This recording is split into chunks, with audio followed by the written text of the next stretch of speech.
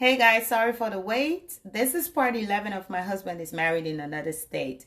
We left off at where Grace showed up at my house with bags and suitcases and helped herself in the house, claiming that she came to tap into the peace of mind that I created for myself and that she's not leaving until I went to Florida and got Benedict out of her house.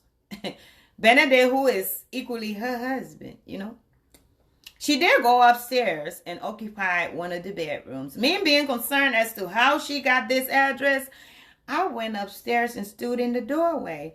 I said, "Excuse me." She's like, "What?" I said, "How did you get my address?" She was like, I got into our husband's phone, checked out his GPS, and saw that this address was listed as his home address. That's how I got this address. She said, "You got a problem with that? He's our husband. I deserve to know where he lived since he lied to me and stole my life when I could have had my own man instead of a man who's married to another woman." I was like, you know what? I don't have time for that right now. Since you claim to tap into this peace of mind, I gotta go to work, okay? So whatever you do, don't do anything that will disrupt this peace. She's like, whatever. I left and went to work. After 12-hour shift, I came home and noticed Benedict's car in the driveway. Y'all, I didn't know what to think, okay? Because Grace didn't drive over. Uber dropped her off. At this point, I don't want to open the door and just barge in. I want to creep in to see if she's still there and if there's something going on between the two of them in the house. So I went to the back because I left the sliding door unlocked.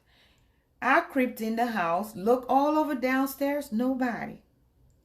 I started going upstairs. Halfway upstairs, I started hearing moaning and groaning coming from the master bedroom.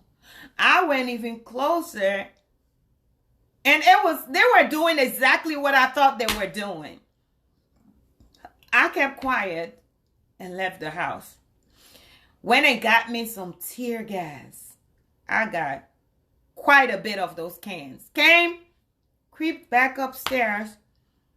I popped 5 of those cans when the cloud of that tear gas started to fill the upstairs. I banged the door, ran downstairs, and popped 5 more and ran out the house. When they jumped up, the whole house was smoked up with the tear gas. All I could hear was coughing and tumbling downstairs and a big old burst out of the house in the front door.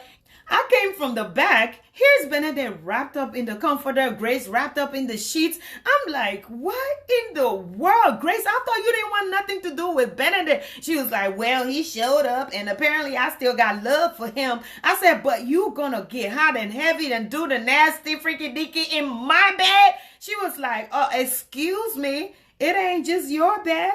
This house belongs to our husband, you and our husband. So technically everything y'all own in here is also mine, and I can do whatever I please in my husband's house. I said, Grace, I never came to your house and disrespected you in such a manner. She was like, this is not about you. This is about me being his wife and having the right to enter his house and having the right to do anything here. I said, you know what? You need to leave. She's like, no, I'm not. Your husband's stuff is still in my house, and so are your children's stuff. I was like, well, you claiming that he's your husband, so you are welcome in his house. He's also welcome in your house. She said, no. That's a different case. He lied to me. I could have gotten my own husband and had my own life instead of a man who is married to another woman. Now I got a drama or love triangle and some BS that I don't even supposed to be dealing with. So no, that's different.